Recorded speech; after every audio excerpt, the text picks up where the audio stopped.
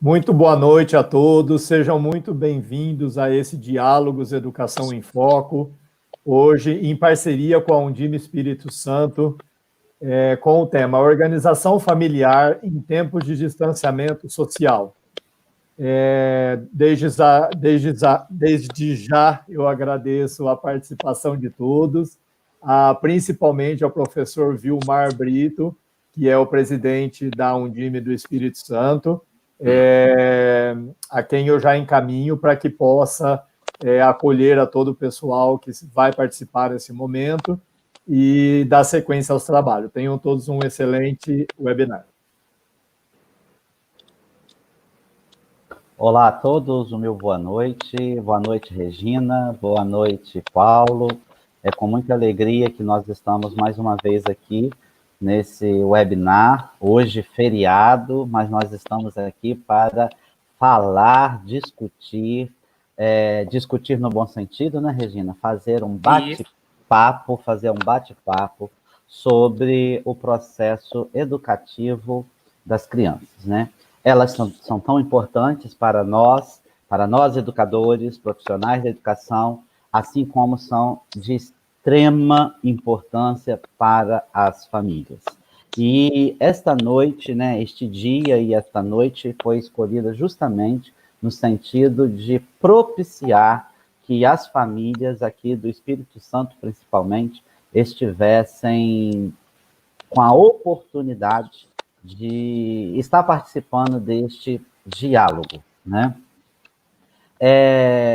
A gente tem observado que muito diálogo tem sido feito, muitas lives e webinars, né, têm sido feitos voltadas para os profissionais da educação. E aí eu senti o desejo na semana passada, né, juntamente com o Paulo aqui, de fazer uma webinar, e aí nós pensamos até no dia de hoje, que era um feriado, voltado para as famílias. Porque neste momento de isolamento social, as famílias que têm sido uma grande parceira das escolas, né, elas também precisam, neste momento, neste cenário que tem sido novo para os educadores, né, de propor atividades, também tem sido um cenário novo para as famílias, que muitas delas, inclusive, já tinham dificuldades pela lida da vida, pelo todo um processo, às vezes até do processo de realizar, né, o processo de comunicação. E agora, com o isolamento social, isso está sendo intensificado, né? E aí a gente pensou justamente nessa situação de como poderíamos contribuir, tá, com as famílias neste processo, considerando que nós já estamos praticamente há 90 dias sem as atividades presenciais das escolas, onde as escolas, no seu processo de reinventar, elas estão encaminhando atividades para as famílias, né? E aí deixar claro que, em momento nenhum, a educação pretende, né, fazer com que as famílias se tornem ou se transformem em professores, e é por este motivo, inclusive, que as atividades que são encaminhadas, elas têm sido direcionadas, e aí ninguém melhor, né, do que a professora e palestrante, especialista em educação infantil, a minha amiga Regina Schudo, lá do sul do país agora, para estar aqui com o Espírito Santo mais uma vez. Regina, que no ano passado esteve aqui falando para os secretários municipais de educação, para os técnicos, né, Regina, em Guarapari, esteve aqui num evento muito significativo, onde ela teve esse diálogo voltado, inclusive, para a educação infantil. A fala nesta noite, ela vai ser direcionada para o público infantil, né, direcionado aí para a questão abordagens para o público infantil, mas também para as crianças e adolescentes, já que os municípios, né, eles atendem desde a creche aos 9º anos, né, o ensino fundamental 2.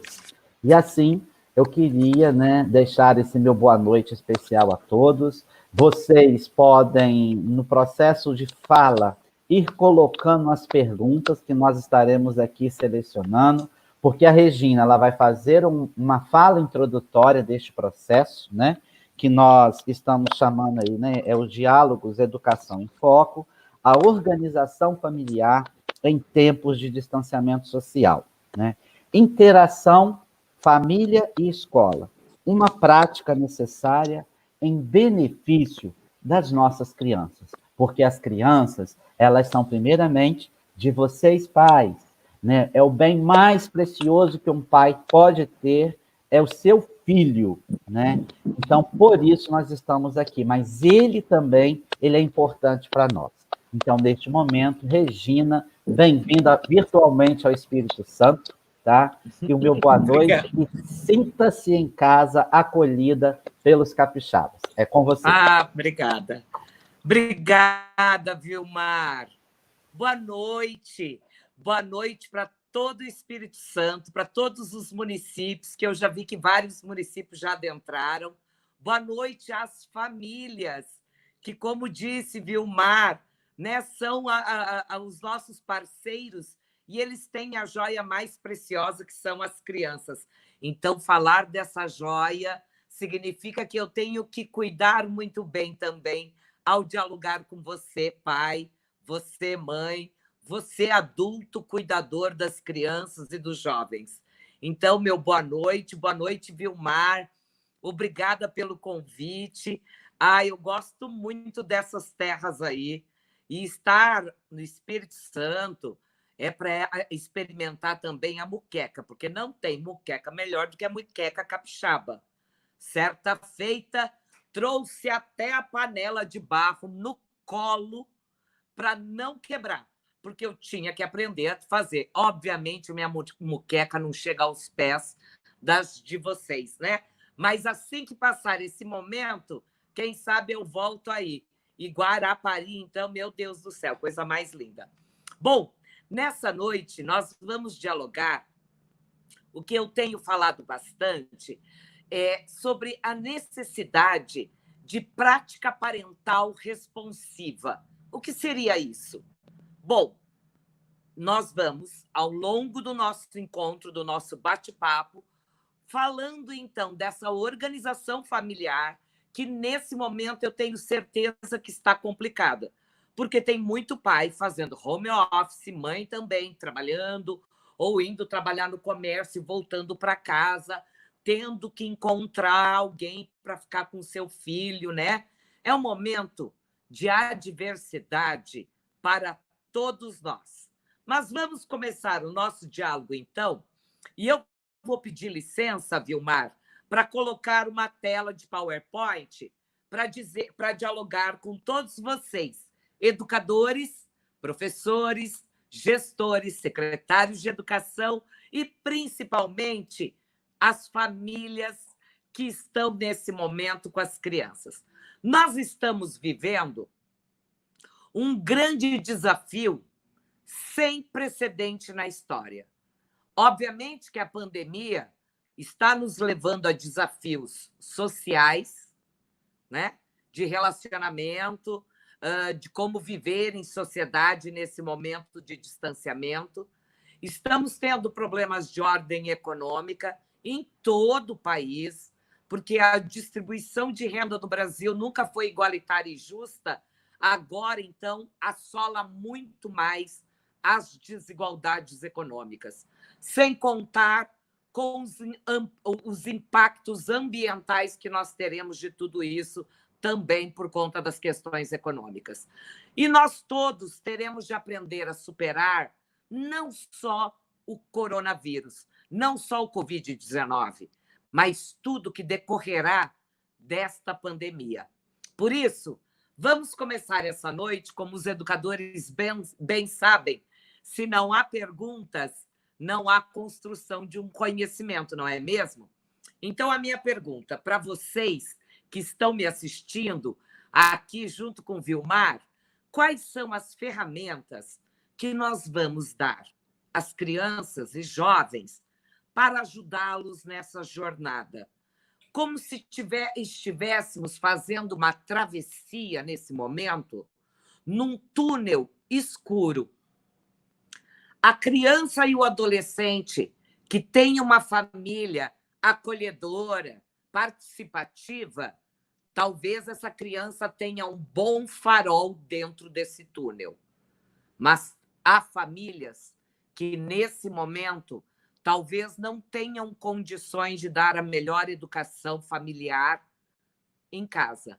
E, então, essa criança estará fazendo a travessia nesse túnel escuro, talvez apenas com uma luz de vela. Seja qual luz for, eu direi a vocês, a escola está lá no final do túnel para apoiá-los. A escola fechou as portas, mas a educação não cessou. Estão aí os professores diuturnamente se reinventando para enviar atividades remotas, à distância, online, síncrona, assíncrona, ou seja, se reinventando. Agora, nós precisamos do apoio da família para que as crianças e jovens tenham condições neuronais, emocionais e sociais para, quando retornarmos pós-pandemia à escola, que essas crianças e jovens não tenham perdas significativas. Então, eu direi a vocês, uma pergunta que toda família precisa fazer para os seus alunos, para os seus filhos, e todo professor precisa perguntar para seus alunos, é, afinal, com essa pandemia que nos faz pensar na vida, devemos então refletir, afinal, que mundo a gente deseja? Onde e como queremos viver? Por que nessa pandemia mais pessoas talvez tenham mais facilidade de ser sintomático ou assintomático do Covid-19? E por que o Brasil não pôde sair à frente no desenvolvimento de vacinas? Ele já vai começar a testar junto com o Instituto Butantan, mas uma vacina oriunda de um outro país. Nós temos que pensar que mundo é esse e que Brasil é esse que eu quero viver. Eu quero continuar vivendo num país com muitas desigualdades? Então, pais, tudo isso vai depender da educação que você está dando em casa. Ah, você vai me perguntar, ok, eu sou responsável por isso? Sim, sim. Nós juntos, escola e família, se não nos unirmos nesse momento, talvez nossos jovens possam não ter sonhos longínquos lá na frente. E talvez a vida dele possa ser ceifada muito antes do que a gente imagina. Não só por causa do Covid-19, mas por outros problemas de ordem social que nós temos no Brasil. Então, se eu quero e se eu desejo que meu filho tenha um sonho de ser alguém do bem na vida, ele vai precisar do apoio da família. Apoio em que sentido, então? Eu diria a vocês que, neste cenário, nós precisamos imaginar, nesse nosso imaginário social, um papel de esperança para poder transformar a vida das nossas crianças e jovens. Pai, tudo que você fizer em casa, mãe, tudo que você ofertar ao seu filho, não esqueça, crianças e jovens são como esponja, absorvem tudo, tudo, tudo dentro de casa.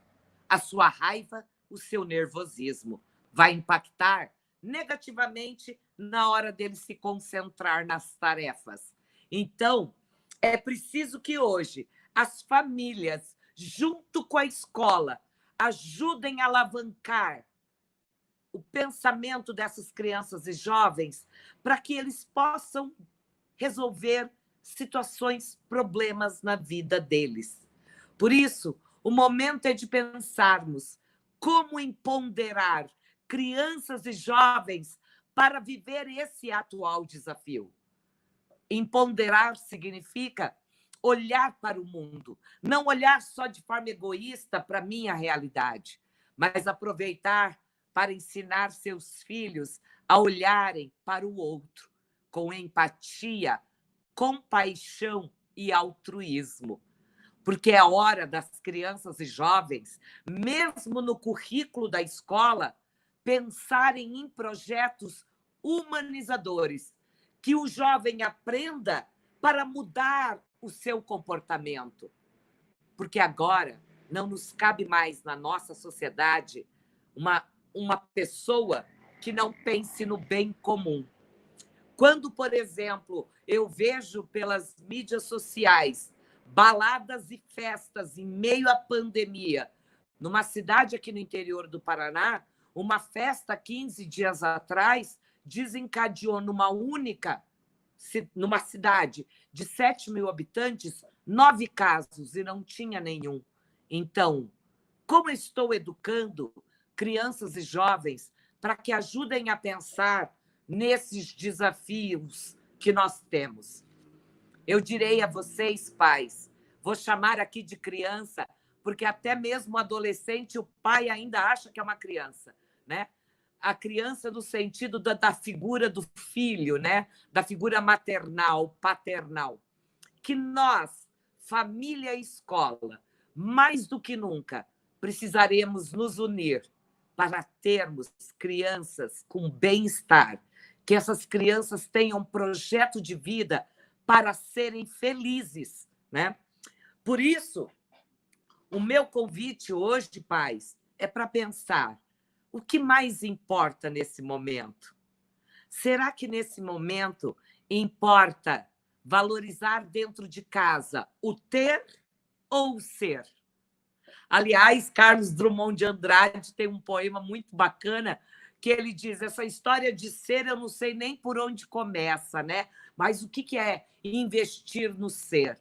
Investir no ser humano é pensar na vida humana com alegria, com paixão, com emoção, cuidando do sentimento dos vossos filhos, apoiando nas tarefas escolares remotamente que os professores estão encaminhando.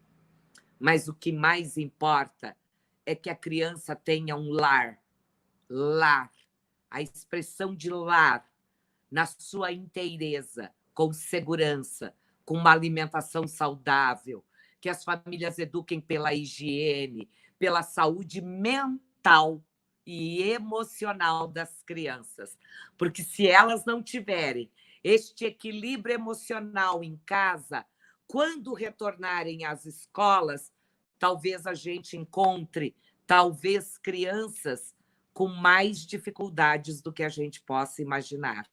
Por isso, pais, vocês poderão hoje dar uma boa base emocional.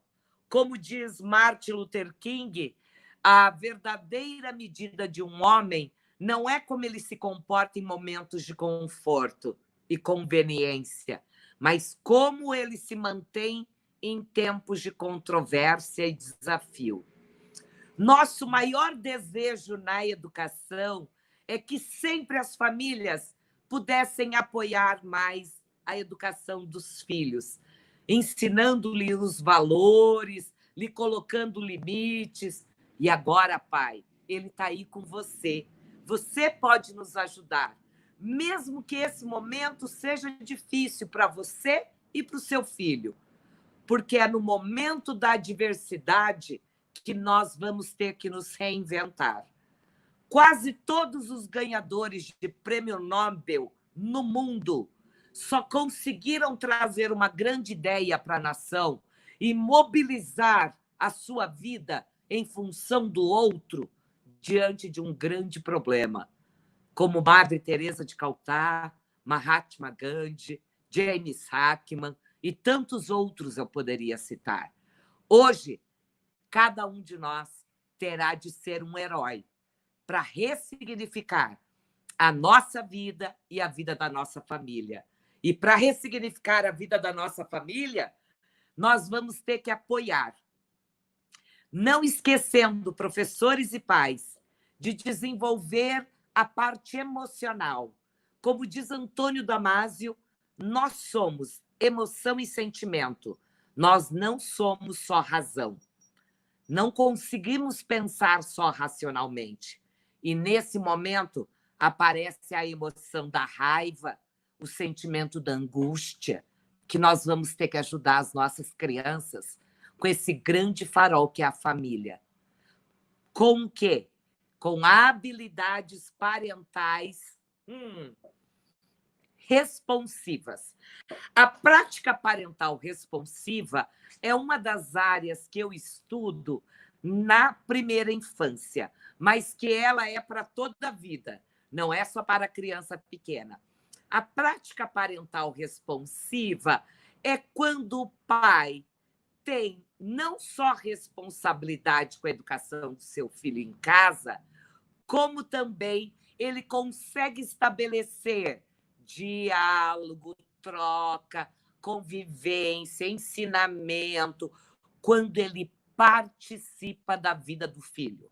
Então, hoje, na nossa sociedade, eu poderia dizer que nós temos aqueles pais omissos, aquele pai que não sabe nem a série que o filho estuda. Ai, meu filho está que ano mesmo? Como que é o nome do professor do meu filho? Ok, porque tem pai que trabalha demais e não tinha nem tempo, mas agora vai precisar ter um tempo de qualidade. Existe aquele pai permissivo que passa a mão na cabeça do filho e acha que está tudo bem. Pai, não esqueça que se você for permissivo demais, sem estabelecer regras, dando limites, lidando com a frustração do seu filho, talvez esse jovem ou essa criança possa vir a ter problemas futuramente. Logicamente que a gente tem outras famílias, né? Nessa taxonomia das famílias, mas hoje nós queremos mesmo é que os pais participem da vida do seu filho. Por quê? Toda a influência social, ambiental, impacta para o bem ou para o mal. Como assim, Regina? Hoje, eu não quero lhes assustar, mas se uma criança for vítima de maus tratos, seja ela de ordem física ou psicológica, se ela sofrer de abandono parental, se ela for abusada, essa criança certamente, na escola, os professores sabem como ela chega. Às vezes agressiva, às vezes com alteração no comportamento de forma grave. E o rendimento escolar é o primeiro lugar que a gente percebe que começa a cair. Por isso, eu estou dizendo que tudo que nós fizermos vai impactar para o bem ou para o mal. Então, como nós queremos que os nossos jovens sejam protagonistas como cidadãos do mundo se nós não oferecermos o melhor para essas nossas crianças e jovens? Certamente, pais, escola é escola, família é família. Nesse momento, Vilmar, mas todos os secretários de educação, todos os gestores públicos ou privados não querem que o pai seja pedagogo. Opa, porque senão vai tirar o lugar do professor. Não é isso. Escola é escola e ela vai cumprir o seu papel. Está cumprindo o seu papel com as atividades remotas, à distâncias, não presenciais, orientada pelo Conselho Nacional de Educação. Agora, lógico que o pai não tem obrigação de fazer tudo junto com o filho, né? Cada um vai cumprir o seu papel. Se todos nós cumprirmos bem, nós teremos um bom relacionamento para desejar o melhor para os nossos alunos. Agora, essas duas grandes instituições são responsáveis pela formação humana das crianças e jovens. Muitas vezes, eu fico consternada com os professores quando uma família sem condições sociais, emocionais, cognitivas, culturais, de orientar bem a criança, acaba colocando a responsabilidade para a escola. Podemos observar isso na creche, né? O bebê quase que só volta para casa para dormir, e ainda às vezes ele voltava no dia seguinte na creche com a mesma fralda. Agora não. Agora está muito claro qual é o papel da escola e qual é o papel da família. E o que nós todos desejamos é que estes vínculos sejam vínculos de afeto. Porque afeto, como diz Valon, é tudo que nos afeta. Então, se tivermos um ambiente acolhedor, afetivo, o cérebro dessa criança terá predisposição para a aprendizagem futura.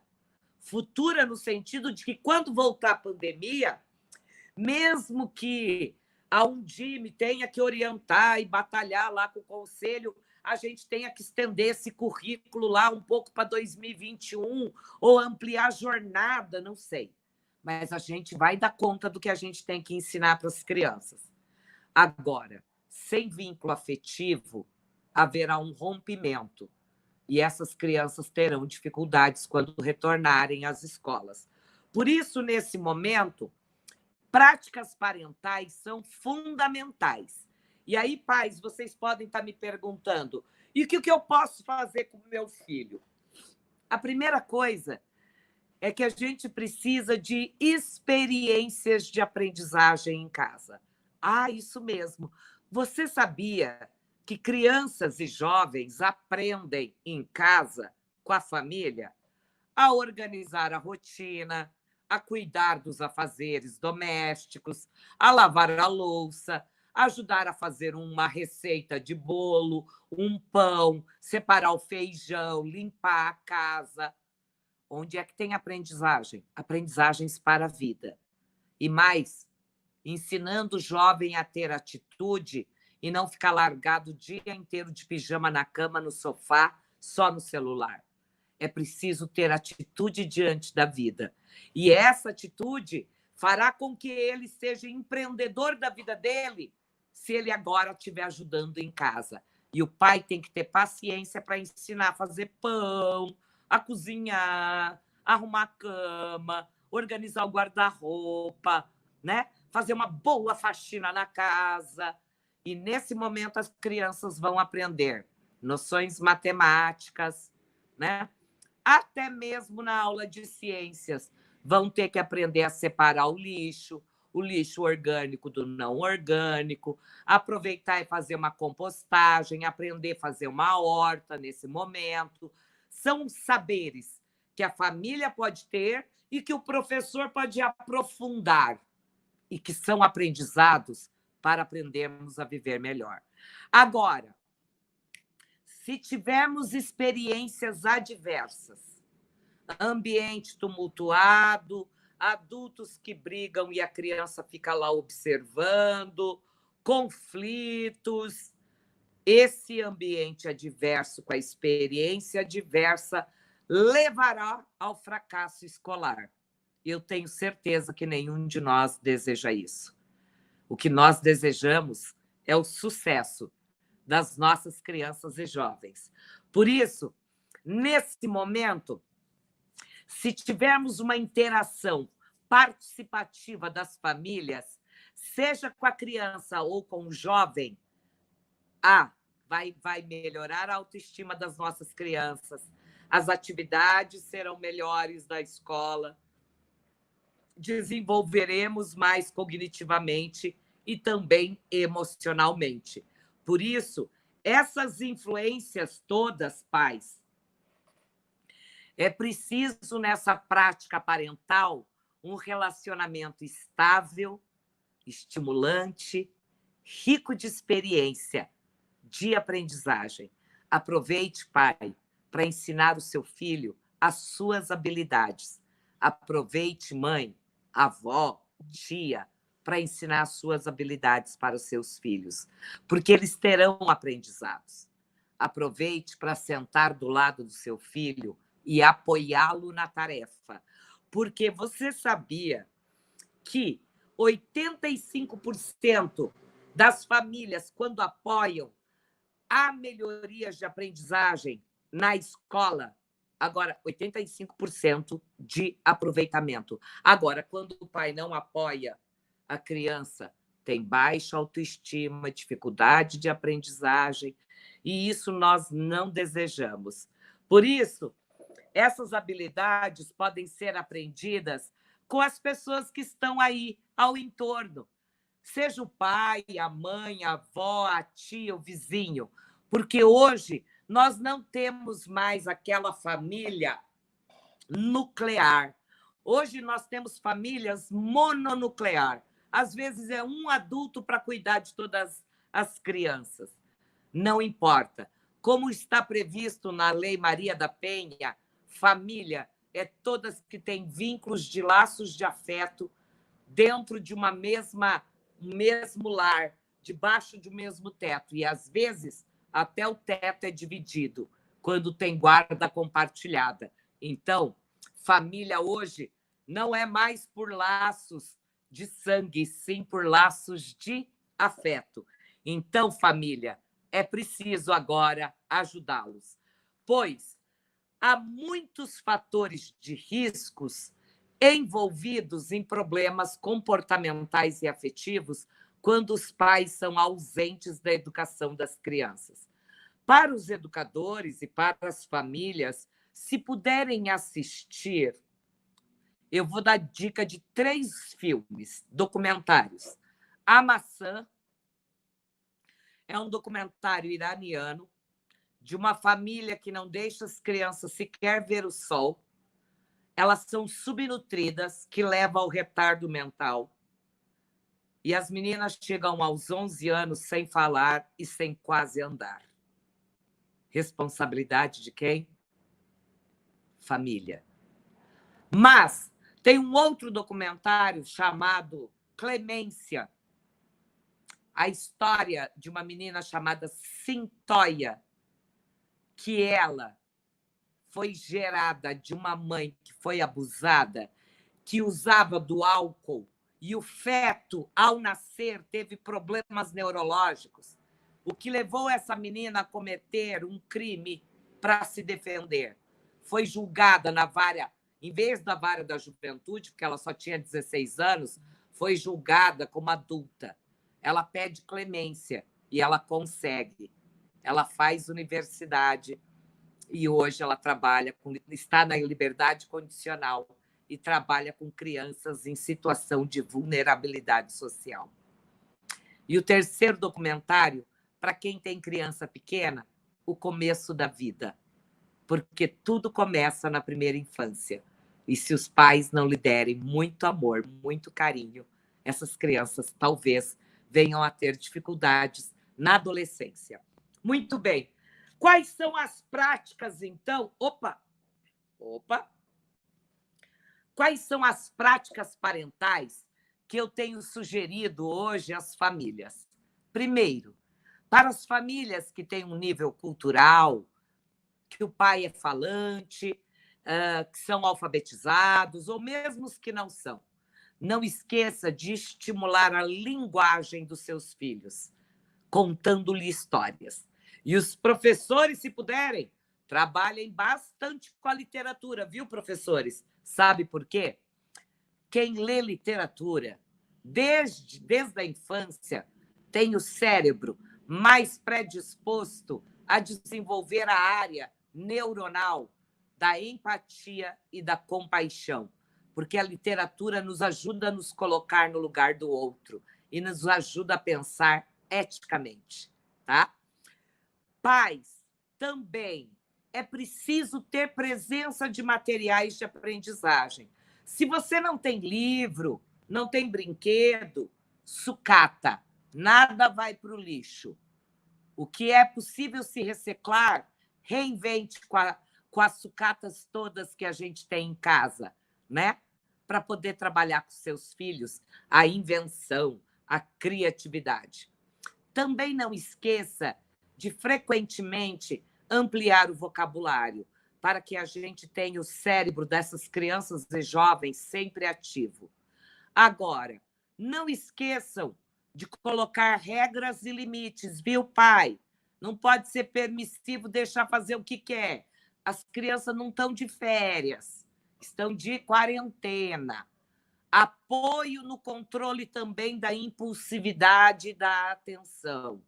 O que é estabelecer regra, pai? É estabelecer junto. Não é de forma autoritária, dialogando com seu filho, colocando responsabilidades para ele e dizendo que tem consequências se não tiver responsabilidade. E quando a criança ficar frustrada em casa, não tem problema, faz parte da vida. O jovem que nunca não teve frustração em casa, depois, talvez tire a própria vida por problemas depressivos, como temos visto no Brasil, o aumento de suicídio na adolescência. Por quê? Porque nunca se frustrou. No primeiro não que ele recebe da vida, quando começa a namorar ou não passa no vestibular, ele perde a cabeça. Muito bem. Não esqueçam também, pais, da saúde e da nutrição. O cérebro pensa melhor quando tem higiene. Humor, que eu esqueci de falar do humor, que é fundamental. E também quando tem uma alimentação saudável. Os municípios têm se reinventado para poder levar a merenda escolar, seja em produto ou em marmita, para as famílias que precisam. Mas é preciso, pai, nesse momento, cuidar da alimentação dos seus filhos. Se você não tiver condições financeiras, não esqueça, divida o prato em 3. Arroz, feijão e uma saladinha, tá? Não precisa nem da carne, que no feijão tem proteína também, além do carboidrato. E tem todos os sais minerais necessários, tá bom? Agora, também não pode esquecer de ter mobilidade corporal. Nada de ficar largado o dia inteiro na preguiça.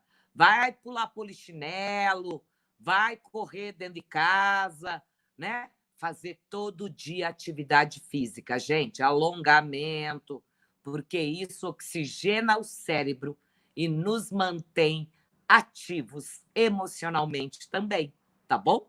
Agora, lógico que, né? Se eu pudesse, eu diria mais para os pais, mas eu quero, finalizando já. Pais, nesse momento, é preciso, além do carinho, muita compreensão de todos. Autoridade não é autoritarismo. Nenhum aluno, criança ou jovem ou adulto, aprende sobre o medo e a pressão. Isso faz com que a gente, inclusive, perca o raciocínio. Então, paciência. Clareza nos limites. Não é não, tá? E não adianta dizer o pai diz sim, a mãe diz não. Daqui a pouco vira um cabo de guerra dentro de casa. Bom humor. Estava aqui o bom humor. Brincar é a melhor saída para tudo. Brincar até para os adultos, tá? Bota uma música que vai dançar, vai dar um pouco de risada, porque se eu ficar vendo televisão e ver desgraça o dia inteiro, eu vou ficar deprimido, angustiado, vai ser pior. Também, se tiver muito ansioso, agressivo seu filho, é acalmando com afeto, trazendo para perto do seu peito. Nunca abraçar dentro de casa foi tão importante. E se isso não bastar, peça ajuda para os professores, secretários de educação, porque um apoio especializado à distância pode te ajudar. E aí, gente, esse momento pede paixão pela vida, mais garra, para que a gente seja uma pessoa determinada, com esperança, que tudo isso vai passar. E agora, precisamos de resiliência. Por que alguns são fortes e enfrentam a adversidade e outros sucumbem? Ficam lá, ai meu Deus, ó céus, ó vida. Sabe síndrome da Gabriela? Eu nasci assim, eu vou morrer assim. Não, não está tudo acabado, a gente está vivo, a gente está aqui, né? Então, muita paixão, garra, para sermos determinados. E aí, Paulo, pode tirar agora, porque agora eu vou falar para o Vilmar assim. Vilmar, eu não sei se já vieram perguntas, mas eu queria dizer para vocês que de tudo que eu falei, se você não se lembrar de tudo que eu falei, porque eu falo um pouco rápido, Mário Quintana nos diz num poema que o mais importante é o laço de afeto. Laço a gente usa para colocar numa embalagem de presente, não é? O maior presente para o seu filho é o laço de afeto, é o amor. Como diz minha amiga Jane, o amor pode nos salvar agora. Com amor. Quando o laço é rompido, ele já deixou marcas. E eu preciso de um laço que envolva a vida do outro. Se preocupe com o outro. Então, para vocês, muitos laços de afeto, tá bom? Vamos às perguntas. Vamos lá, Regina. Assim, eu não tenho dúvidas que passaríamos aqui horas e horas, né, pelos depoimentos que já estão aqui, as pessoas que estão participando estão, assim, parabenizando pela sua fala, pelo diálogo que está sendo proposto, né? Antes de fazer aí algumas colocações para você, eu gostaria de agradecer, Regina, porque nós ultrapassamos os estados, né, o Espírito Santo, né? Nós estamos aqui com participação, e aí o meu agradecimento em nome da Undime Espírito Santo e da Ferraz Eventos.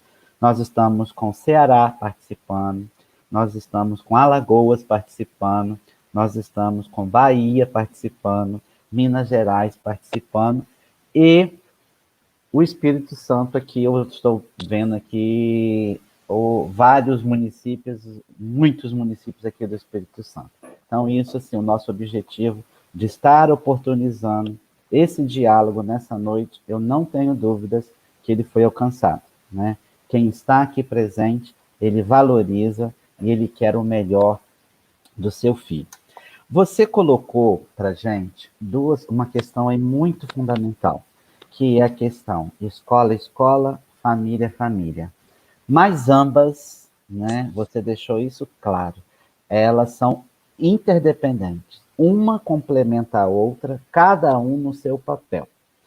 Esse momento que nós estamos vivendo agora, eu não tenho dúvidas que ele veio concretizar muita coisa que era o desejo da escola, que era a família que se envolvesse mais no processo formativo dos seus filhos, né? E aí eu gostaria que você fizesse uma abordagem para a gente agora. Outro dia, aqui no meu município mesmo, eu visitando a educação infantil, eu tive o seguinte depoimento. Os professores estavam um pouco angustiados porque eles perceberam uma queda na devolutiva das atividades, que não estavam, as famílias já não estavam se envolvendo mais, como no início do processo, que foi, né, tudo novo, aquelas questões todas. E aí eles estavam tristes porque alguns pais deram depoimento assim, olha, é porque eu tenho filho tanto na educação infantil e tenho filho no ensino fundamental, né? Como aqui a criança ela é mais brinca e tal, eu estou dedicando mais o meu tempo para o meu filho que ele realmente estuda. E aí eu queria que você fizesse uma abordagem para a gente, o papel da escola, da educação infantil. Nós sabemos que, né, nós que somos os profissionais da educação, nós temos todo um conhecimento de que na educação infantil ela se dá permeada de interações e brincadeiras, né, mas tudo isso com um objetivo. Cada brincadeira que é proposta, ela tem um objetivo, um porquê, o para quê, como que ela vai contribuir no desenvolvimento da criança, como que vai prepará-la para o processo de alfabetização, né? E talvez, eu te digo assim, que há até esse sentido, né, do pai pensar assim, porque a gente fala, historicamente, pré-escola, ou seja, o que vem antes da escola. Mas hoje, a educação infantil, ela é escola. Contribua com a gente. Ai, que boa pergunta, Vilmar. E os professores que te relataram isso foram muito felizes, porque, assim, a sociedade brasileira, realmente, modo geral, não compreende a importância dessa etapa de 0 a 6 anos de idade, tanto na escola quanto em casa. Essa somatória é fundamental. Pais, quanto mais tempo você se ocupar com as nossas crianças pequenas, brincando, promovendo experiências de plantar, colher, envolver a criança nas atividades, como eu disse, seja brincando de atividade turbulenta, de pega-pega, esconde-esconde, ou brincando lá de recortar uma figura, fazendo bolinha de papel, guerrinha de bolinha de papel.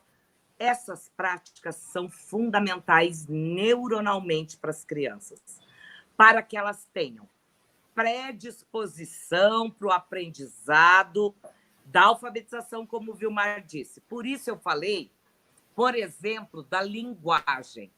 Porque uma criança que fica largada o dia inteiro na frente da TV, ela vai ter um atraso na linguagem, porque a linguagem ela é desenvolvida na interação com o adulto.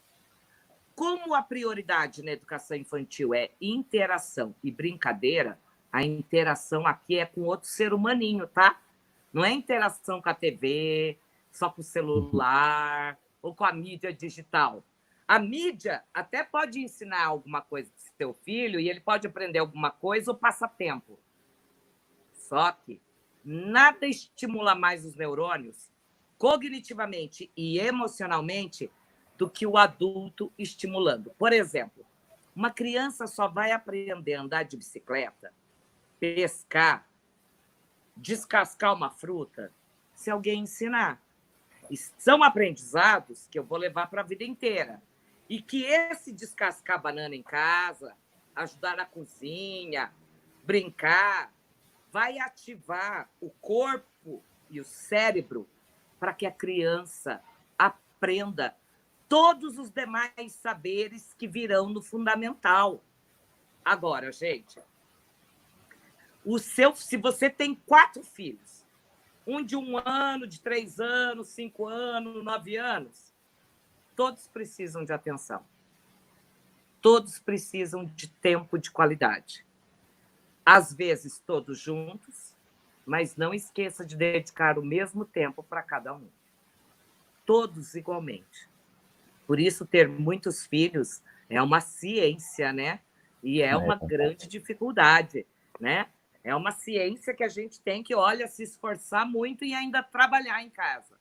Mas não esqueça que para os pais que fizeram, as famílias que hoje fizeram opção de mais filhos, isso é louvável.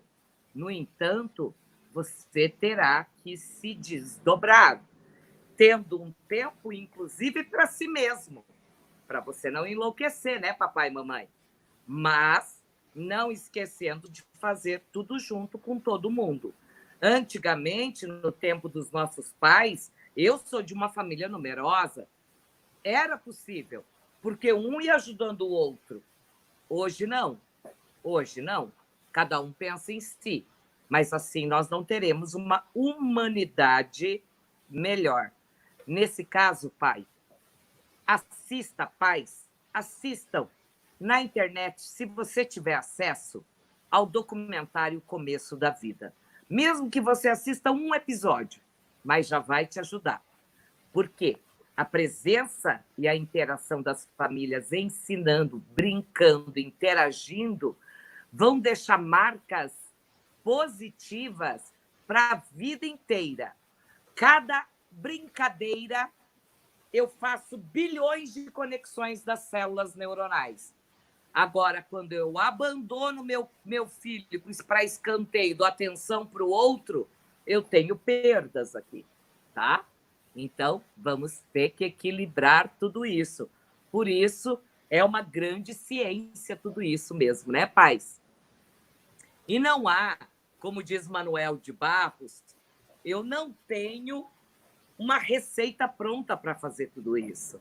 Mas com bom senso, paciência e amor, nós vamos encontrar o melhor caminho para a educação das crianças, antes que seja tarde demais.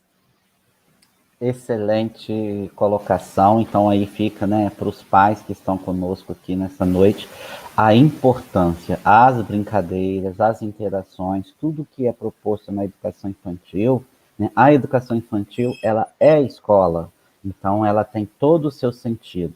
E talvez, né, Regina, muito do que acontece é porque lá no passado, a gente for buscar a história, é justamente que a criança era tida como um adulto em miniatura, né? Então, se via a criança como um pequeno adulto, né? Que fazia-se muitas exigências em cima dela, né? Como se ela já fosse um adulto. E aí os estudos nos mostraram a importância de todos esses processos para o seu desenvolvimento, preparo das potencialidades. E aí vem também o trabalho, inclusive, da creche, que começa lá com 6 meses, dos estímulos, né? Que vai ser todo importante também para esse processo. Bem, você me traz também uma outra questão que eu me fiz uma viagem no tempo, digamos assim, voltando lá quando a minha filha era pequena. É o sentido do não, que é preparar a pessoa para a frustração. E aí a gente vê no mundo muito isso que você colocou no sentido de como adolescentes, jovens se suicidam hoje por causa de frustração. E eu me lembro que eu tinha uma prática. Muitas vezes a minha filha me pedia alguma coisa e eu olhava para ela e falava não. Mas não era um não simplesmente que sempre a criança faz aquela pergunta. Por que não? Né? E aí muitos têm o costume de responder, por que não? Não, por que não? E ela tem que entender o porquê não, né? E aí, às vezes, eu falava, dava uma justificativa, né? Às vezes eram situações que eu até podia naquele momento, mas eu falava o não justamente para prepará-la para aquela frustração e mais à frente até atendia. Mas naquele momento ela ia entender o sentido do não. Então eu queria que você falasse a importância do não.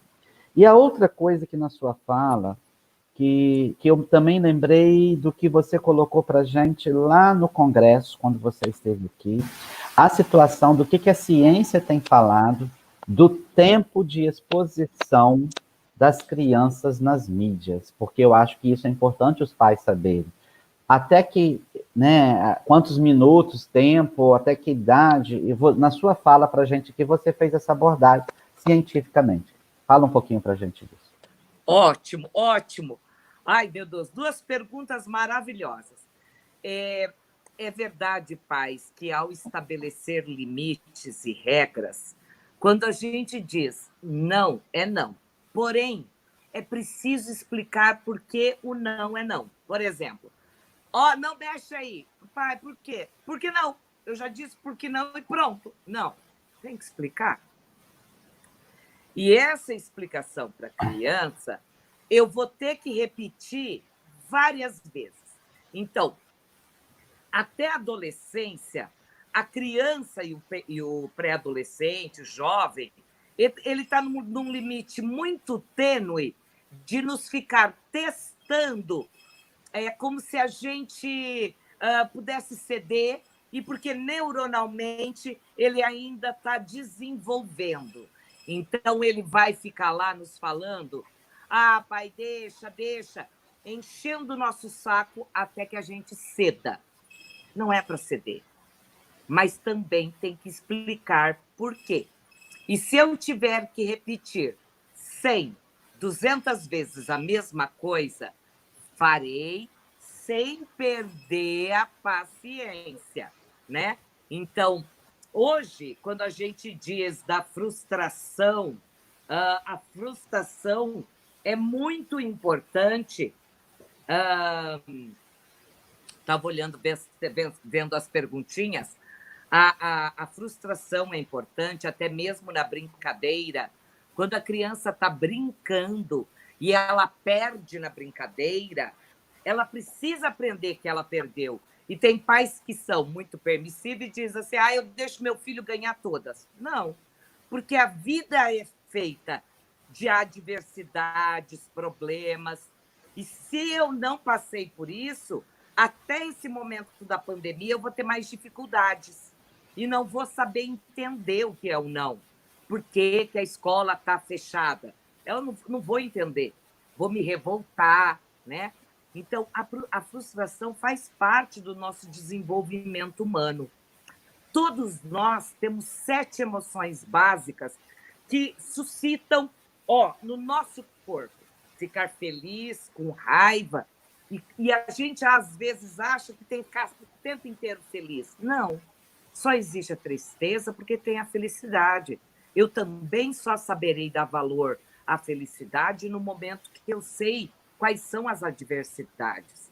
Então, não escondam os problemas do mundo das crianças. Elas precisam saber.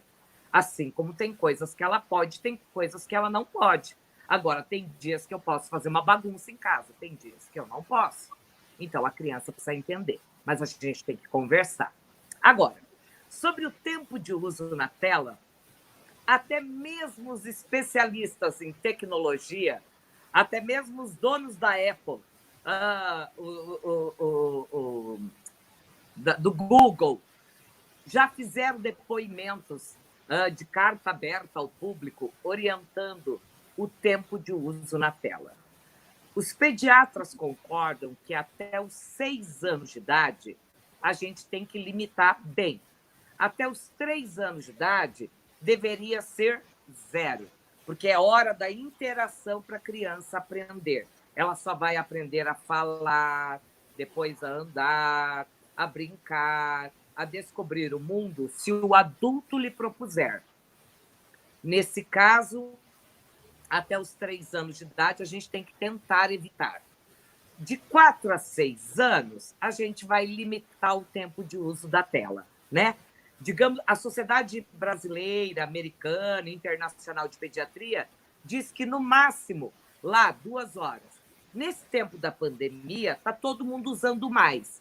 Mas, se eu usar meia hora, vou brincar meia hora pulando, correndo, para eu não ficar sedentário. Porque hoje as crianças têm problema de pressão alta, colesterol, obesidade, que não tinham antes, né? E, na contrapartida, a Sociedade Brasileira de Pediatria diz que toda criança tem que brincar ativamente com outras crianças e adultos por 3 horas, no mínimo. Né? No mínimo. Então, eu até posso deixar o tempo de uso. E na adolescência? Hoje, os jovens estão usando mais ainda. Como eu disse, então eu fiquei 1 hora no celular, agora é 1 hora para arrumar o quarto, limpar a casa, arrumar a louça, ajudar a mamãe, mais 1 hora para tarefa. Eu preciso dividir esse tempo. O que não dá é para ficar o dia inteiro. Até porque essa tela azul prejudica a vista. Então, tem perdas, mas também tem ganhos. Por exemplo, os adolescentes fazerem pesquisas no Google ativa o cérebro, mas desde que não seja para copiar e colar, desde que eu use a ferramenta para educar pela pesquisa, desenvolvendo a curiosidade, instigando os alunos. Então, eu tenho ganhos. Tem jogos, por exemplo, de construção, como Minecraft, ou outros jogos que estimulam neuronalmente, desenvolvem raciocínio, são ótimos. O que não dá é para ficar o tempo todo largado, sem que os pais estejam de olho, observando e fazendo, principalmente, a criança fazer as refeições à mesa, interagindo, desligando a TV para todo mundo dialogar, ler um livro, né? Ótimo. Uma pergunta que chega para a gente também é a seguinte: em meio a tudo que estamos passando, como podemos avaliar o desenvolvimento de aprendizagem da educação infantil, Regina? Avaliação? É uma área que... Foi isso que você me perguntou, né? Porque eu estava querendo ler aqui a avaliação. Gente, hoje eu recebi algumas mensagens no meu Instagram falando justamente sobre isso. Mas não só a avaliação das crianças pequenas, também do fundamental. Meu Deus, como eu avalio agora nesse tempo da pandemia? Gente, nós precisamos acompanhar o processo de desenvolvimento das nossas crianças, sejam pais e educadores. Não há como a gente avaliar dizendo assim, tá bom ou ruim. O que a gente quer é chegar lá nos objetivos que a gente estabeleceu. E talvez algumas crianças vão demorar mais, outras não. É como se a gente estivesse subindo uma escada, um degrau de cada vez. Às vezes eu desço, às vezes eu subo 3 degraus. Não queira avaliar lá no topo. Então, a nossa métrica de avaliação não podemos exigir muito, porque algumas famílias estão interagindo mais com as crianças e outras menos. Às vezes, um pai tem nível cultural melhor, outro não tanto. Uns podem apoiar mais, outros não. Então, nesse momento, não podemos exigir por demais. Aquilo que ficar aquém, quando passar tudo isso, se tiver vacina para todo mundo e as escolas se abrirem, aí nós vamos ter que recuperar, às vezes, o que ficou para trás, né? Acelerar o passo para subir essa escada, apoiando a criança sempre. Até mesmo nos maiores. Outro dia, uma professora me disse assim sobre avaliação. As tarefinhas que as crianças estão mandando de volta para a escola, eu acho que os adultos estão fazendo no lugar. Inevitável, né? Então, também não posso zerar aquela avaliação, porque aquela atividade. Porque, de qualquer forma, a gente teve um ganho, a interação da criança com o filho, que a gente sempre quis que a escola sempre desejou isso, como o Vilmar falou, né? Então, se ajudar, ok. Agora, também não é para fazer tudo pelo filho. Então, você tem que perguntar para o pai, que mundo você deseja para o seu filho? Que cidadão você quer formar? Então, se você fizer tudo pelo seu filho, você está sendo permissivo e não participativo, né? Ok, Regina, nós estamos também com professores participando aqui, a quem eu agradeço também a participação, né?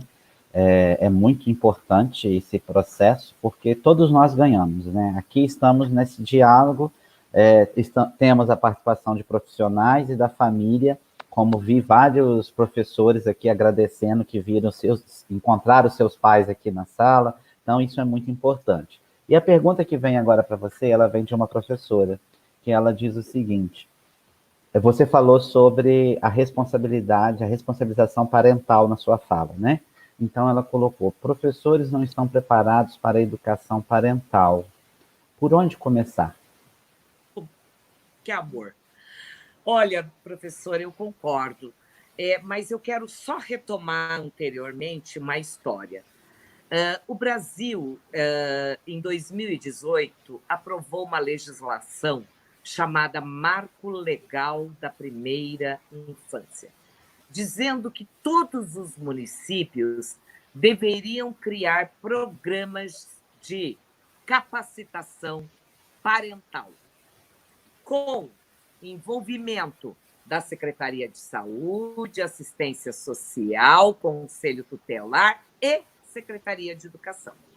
Logicamente, isso é difícil, porque o Brasil é muito grande, mas a gente tem casos de municípios que têm programas de capacitação parental.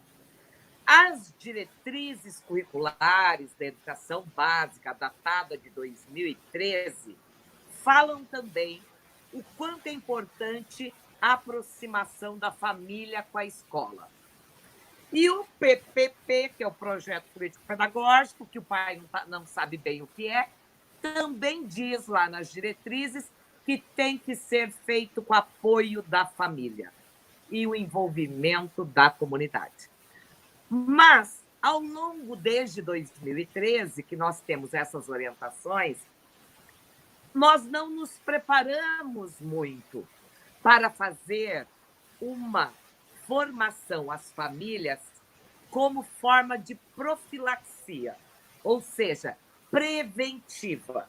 Então, o Brasil só tem programa para salvar a pele, né? O Unicef tem programa contra a proteção de maus tratos na infância, programas contra feminicídio, que vem aumentando no Brasil, contra o racismo. Mas, e a prevenção para tudo isso?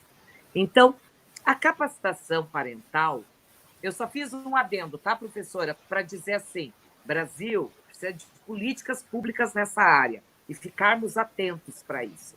Agora, como a gente pode fazer? É convidando, de fato, a família a dialogar conosco, mesmo que seja, eu vou usar uma expressão, me perdoem, pais, chocando a família. Então, eu posso chocar a família dizendo, em 2019, nós tivemos no Brasil 66 mil vidas ceifadas da terra por conta da violência. Dentre essas 66 mil vidas que o Brasil perdeu para a violência, 35 mil eram jovens, de 15 a 29 anos. Desses 35 mil jovens, 70% oriundo de famílias que não têm toda a condição e não apoiaram seu filho, que legalmente eles chamam de família desestruturada. Eu não gosto desse termo, é um termo legal, mas legalmente utilizado, eu diria uma família que está com dificuldades de educar o seu filho. Agora, o maior motivo desse jovem, família desestruturada e fracasso escolar. Então, é por isso que a gente fala tanto da melhoria da qualidade da educação pública no Brasil, que é para ajudar a salvar a vida. E eu só falei da violência. Fora feminicídio, abuso. A cada dia, 11 mil crianças são maltratadas, vítimas de espancamento, né? Gente, olha, só agora na pandemia, nós vimos vários casos de criança. A que caiu do 9º andar lá em Recife, a no Rio Grande do Sul, que a mãe deu 2 comprimidos e a criança veio a óbito. Gente, tudo isso porque talvez a gente precise de uma política pública nacional, não é da educação só, todos os setores da sociedade, para salvar a vida de crianças e jovens. Porque os jovens que poderiam ter sonhos, eles estão perdendo a vida antes, para droga, para gravidez precoce, para atividade ilegal, para os maus tratos. Então, professora, uma prática parental responsiva é quando a gente convida a família para perguntar para ela se o pai tem sonhos para o seu filho. Eu sempre faço essa pergunta em palestra para pais. 99,9% me responde: eu sonho que o meu filho tenha uma vida melhor do que eu tive. Eu sonho que meu filho se torne uma pessoa de bem e que ele estude. Pai, então, o caminho para isso tem um percurso. Esse percurso você vai ter que apoiar com carinho, participação, afeto, porque depois, lá na frente, não responsabilize só a escola, porque o que fazem hoje é dizer que toda a culpa é da escola. Tudo que está acontecendo, a culpa é da escola, é que o menino fracassou, o menino... Mas antes, tem ali o problema da família, da sociedade, da desigualdade, né? Do preconceito, do racismo, que nós vamos ter que aprender a melhorar os níveis de bem-estar da nossa sociedade. Professora, se você quiser, me procura lá no Insta, que daí eu te respondo e te encaminho alguns materiais, se você precisar. E eu vou deixar de presentinho para o Vilmar, para ele enviar para todas as secretarias de educação. E as secretarias podem enviar para todas as famílias um inventário emocional que eu e a professora Jane Haddad escrevemos para apoiar as famílias a dialogarem com seus filhos, tá bom? Excelente, excelente. Regina, tem uma outra pergunta aqui de professora que é excelente para o contexto agora. Nós vamos para 90 dias de suspensão de atividades e aí a gente começa a ouvir sobre planejamento de um possível retorno, né? E tem uma outra situação, um novo vocabulário que está sendo introduzido na nossa sociedade agora, que é o chamado de um novo normal. Então, nós costumávamos dizer, né, na minha vida normal, fulano é normal, né, é uma realidade normal. E hoje a gente fala, nesse novo normal, né? Então, nesse novo normal, nós temos que começar a pensar o retorno das atividades escolares, mesmo sem ainda uma vacina mundial para a situação, né? Então, quer dizer, nós estamos sendo desafiados a nos reinventar nesse processo, mas a vida vai seguir o seu fluxo. É a lei da natureza, né? E aí, a nível mundial, tem sido discutido de alguns países defendem que o retorno seja feito, comece pela educação infantil, pelas crianças pequenas. Outros defendem que ele seja dos maiores para os menores, né? E aí a gente sabe que tem a situação do pai que precisa trabalhar e que gostaria que a creche voltasse, mas tem todo um protocolo que nós vamos ter que adotar, né? Tudo isso. Eu gostaria de que você, se você pudesse fazer uma abordagem sobre essa questão, o porquê, para já ficar explicado para os pais, que a tendência aqui no Brasil, eu vou falar no Espírito Santo, porque eu tenho participado do diálogo do retorno, é justamente que aqui vai começar pelo ensino médio, depois pelo ensino fundamental final, até chegar na educação infantil. Então, aqui no Espírito Santo, por exemplo, o último será a educação infantil. E aí vem uma pergunta para você, né? Para além, complementando isso daqui. Como fazer o acolhimento dos nossos alunos no retorno das aulas com esse novo normal? Ai, muito bom. Olha, vamos falar sobre 3 perspectivas aqui. Eu, Regina, tenho visto, estudado, pesquisado como é que os países estão fazendo para retornar. Isso, países que tiveram mais casos ou menos casos. A primeira coisa, o Brasil não devia nem pensar em volta às aulas, porque a escola deve ser o último espaço social a reabrir. Porque é lá que eu trabalho com educação. E eu sou exemplo. Eu não posso dar exemplo agora de contato. A educação aprovada no Brasil é de uma pedagogia participativa. Pai, eu educo por meio da mediação, da interação. Como é que eu vou mandar criancinha pequena e nem poder chegar perto dela e nem abraçar? Vai ser difícil. Então, sob o meu ponto de vista, agora eu vou falar eu, Regina Chudo, concordo com o que o Vilmar falou. Se retornarmos, seja em agosto, setembro, porque os índices ainda estão altos. Detalhe, os países que estão retornando às aulas é porque o pico começou a baixar. E o Brasil, o pico nem chegou no topo ainda, nós só estamos subindo. Como houve relaxamento da quarentena, a população foi para a rua, não respeitou, o que está acontecendo? Aumentaram os casos no Brasil inteiro, inclusive no interior. Ontem saiu um estudo feito pela PUC do Paraná, aqui de Curitiba, para todo o Brasil, dizendo que hoje no interior se alastrou mais que as capitais. Então, porque a gente não conseguiu preservar de fato o que era a quarentena. Muito bem. Na medida em que a gente relaxou, se tivermos que voltar, nós voltaremos com os maiores, com ensino médio, ensino superior, depois sexto ao nono. Por quê? Porque o jovem consegue compreender que eu preciso manter 1,5 metro, 2 metros de distância. E que tem cidades que vai ter que colocar aluno, segunda um grupo de alunos, 20, 10 alunos, terça mais 10, quarta mais 10. Por quê?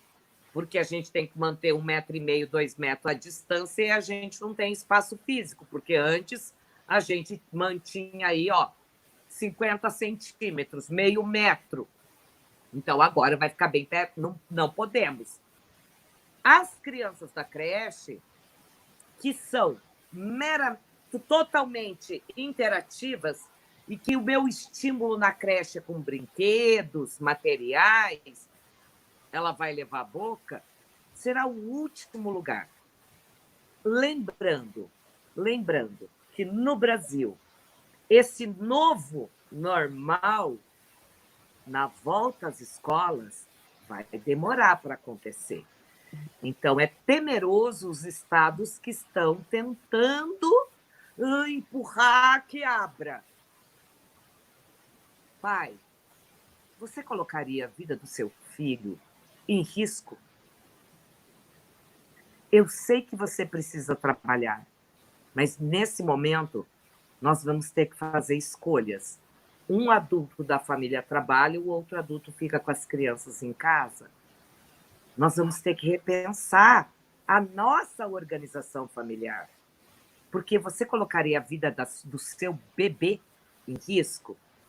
Agora, a educação também vai precisar de uma normatização do Ministério da Educação, porque a Secretaria de Educação não terá condições de ter todo o aparato que um hospital tem para receber as crianças na escola.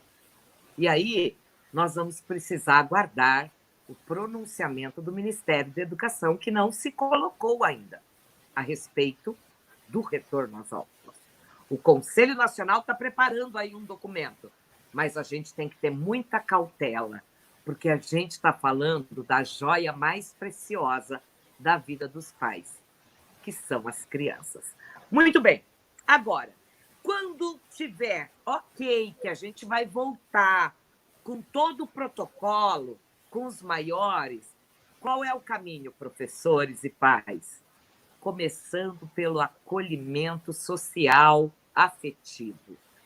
Porque emocionalmente os professores estão abalados, os pais estão abalados, as crianças estão. Todos nós estamos. Num período de incerteza, ninguém pode dizer que está bem, não, porque tem dia que está triste, tem dia que não está. A gente está uma verdadeira gangorra emocional.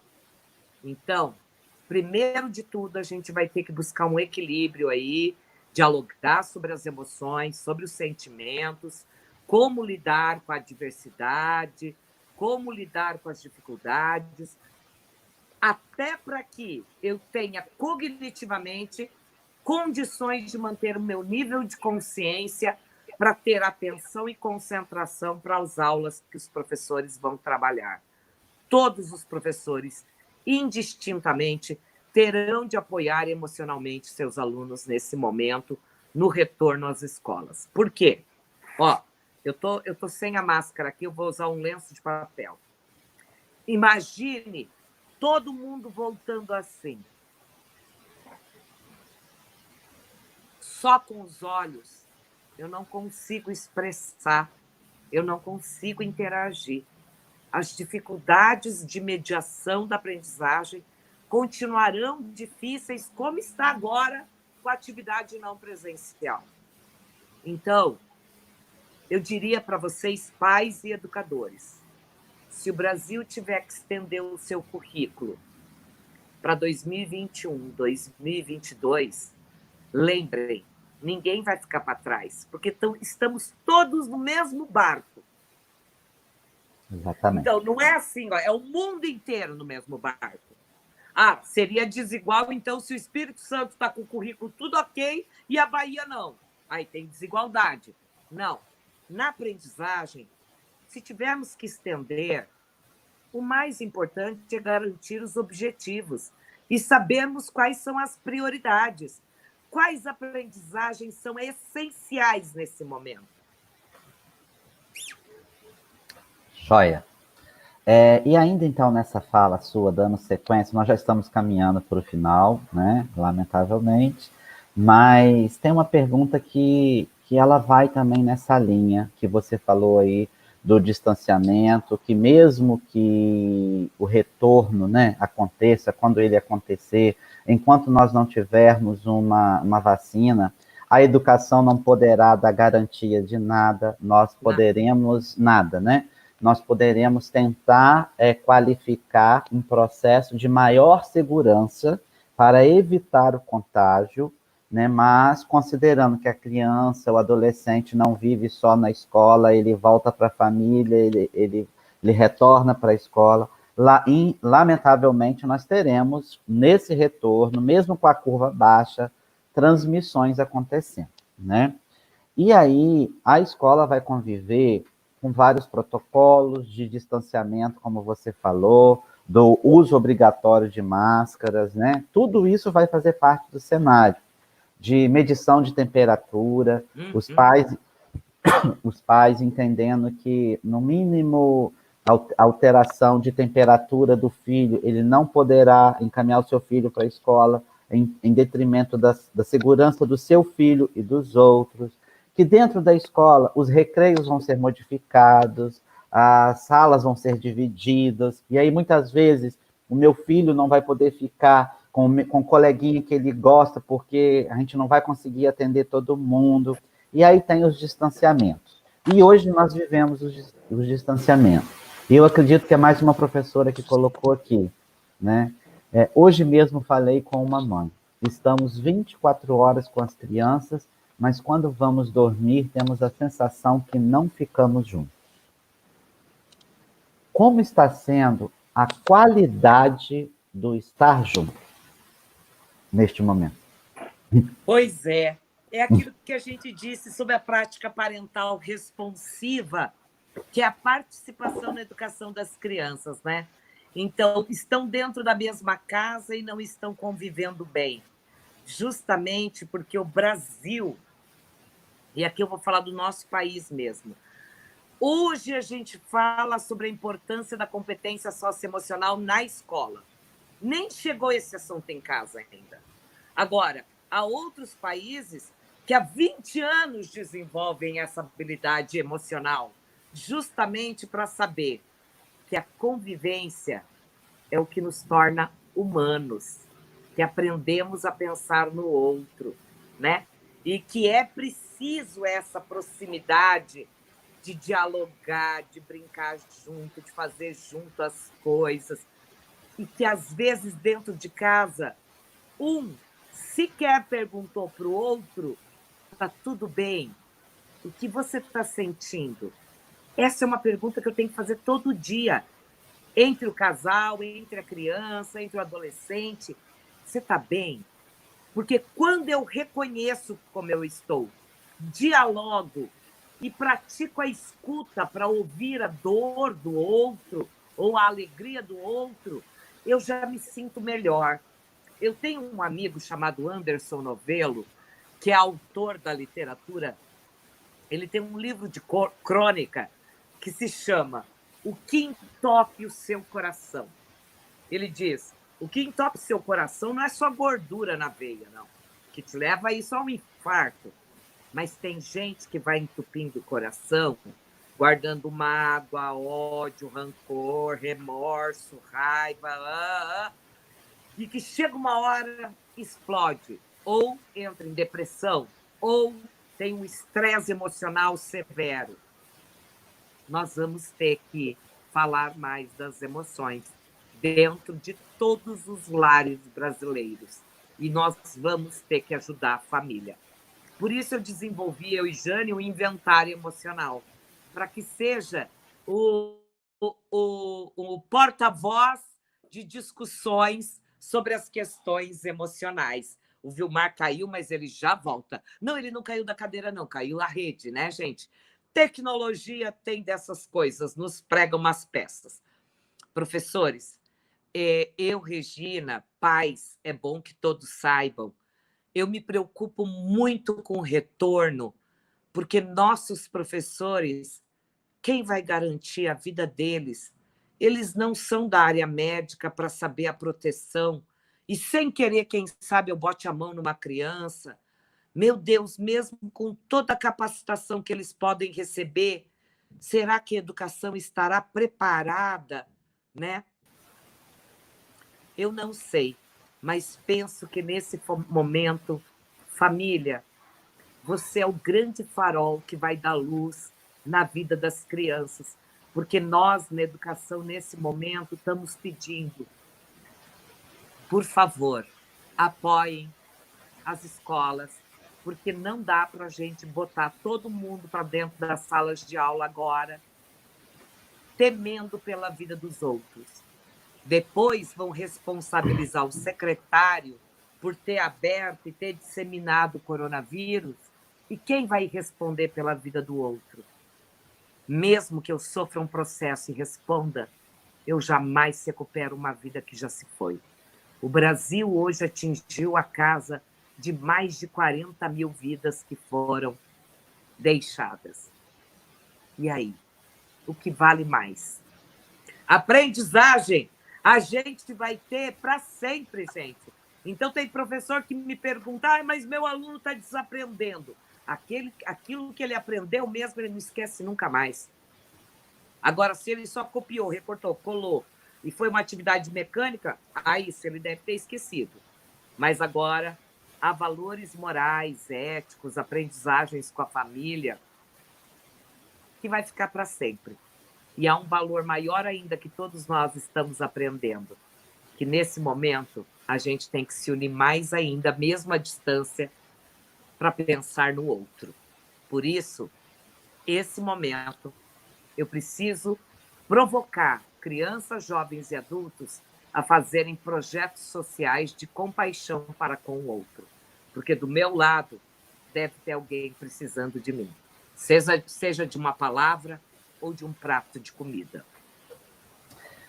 Regina, vários depoimentos aqui dizendo assim que as falas, né, esse momento tem sido maravilhoso, pedindo, né, para que outros momentos como esse aconteçam.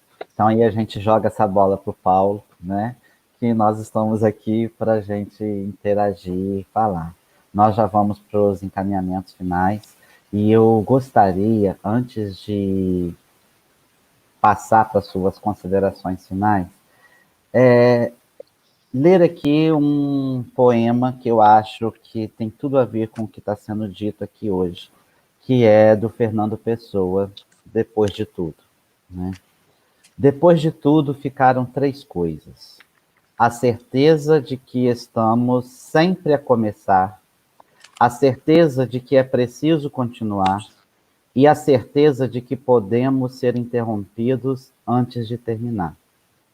Por isso devemos fazer da interrupção um caminho novo, da queda um passo da dança, do medo uma escada, do sonho uma ponte e da procura um encontro. Eu penso que Fernando Pessoa, ele sintetizou aqui nessa noite tudo o que nós dissemos, né? E eu te devolvo para as suas considerações finais. Olha, depois do poema, eu sou apaixonada por Fernando Pessoa e eu amo esse poema. Ele já expressou tudo. Primeiro, gente, que a nossa vida é como um fio frágil o bastante.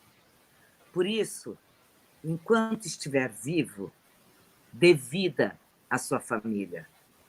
Faça essa teia com esse fio fino, né? Crescer dentro da sua casa com esses laços de afeto, como nós falamos. Porque a gente não sabe o dia de amanhã. E não planeje sua vida para daqui 10 anos. Pense na sua vida hoje, fazer o melhor. Porque é o que nós temos hoje. Por isso, eu direi, pais e professores, aguentem firme. Não deixe esse fio se romper. Aguentem firme. sejam resilientes nesse momento para fazer essa travessia. Por isso, tenham coragem de amar como nunca amaram hoje. Tenham coragem de fazer o bem hoje. Não postergue nada, porque é disso que a gente está precisando. Coragem, gente, para a gente enfrentar e fazer essa travessia escura que a gente está vivendo agora. Agora, a única coisa que eu posso dizer é que eu tenho esperança, que eu sei que vai dar certo, que tudo isso vai passar, e que nós, seres humanos, seremos pessoas muito melhores do que somos agora. Porque todo mundo aprendeu com essa pandemia a olhar para dentro de si e saber que a vida da gente, que tudo que é físico, bem material, nada importa. O mais importante são as relações humanas e a vida. Isso sim é o bem mais precioso, não é? Vilmar, quero agradecer. E Vilmar, seja meu amigo, conta comigo. Se você precisar que eu faça outro momento, outra live, eu estou à disposição. Me sigam lá no meu Insta. Eu estou com cursos novos, só sobre competência socioemocional. Olha, ainda fizemos um precinho camarada. O Paulo vai te falar depois que a gente fez um curso, super em conta. Pode contar comigo sempre, Vilmar. Seja para pai ou para professor, a minha missão é educar. E se eu não puder me disponibilizar nesse momento, tudo que eu falei cai por terra.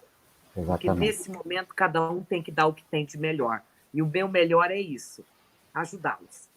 E por isso, então, gratidão a você mais uma vez, né?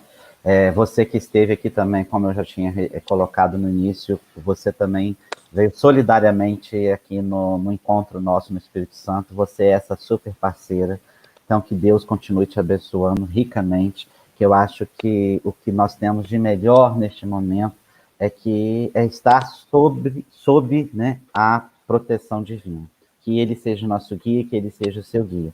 Gratidão a você, gratidão ao Paulo por mais este momento, por proporcionar ao Espírito Santo e aos demais estados que estão aqui conosco neste momento, por nesta noite, mesmo sendo feriado, né? Nós estamos aqui porque nós amamos o que nós fazemos, né? Nós defendemos uma causa e é por essa causa que nós estamos aqui. Obrigado a cada secretário de educação, né? Meus amigos que eu pude perceber aqui, fazendo os registros presentes aqui nesta noite. Meu agradecimento, minha gratidão aos técnicos, aos pais, né? E aos professores, né? Somos elos de uma mesma corrente. Unidos, nós temos força. Unidos não só enquanto profissionais da educação, mas como todo o objetivo dessa live que foi feita aqui agora. Unidos enquanto escola e família em benefício, em defesa daqueles que nos são mais caros, né? Caros no sentido da riqueza, tá? Que são as nossas crianças, os nossos alunos e para vocês, famílias, os seus filhos. Isso não tem preço. Um meu boa noite e gratidão a todos.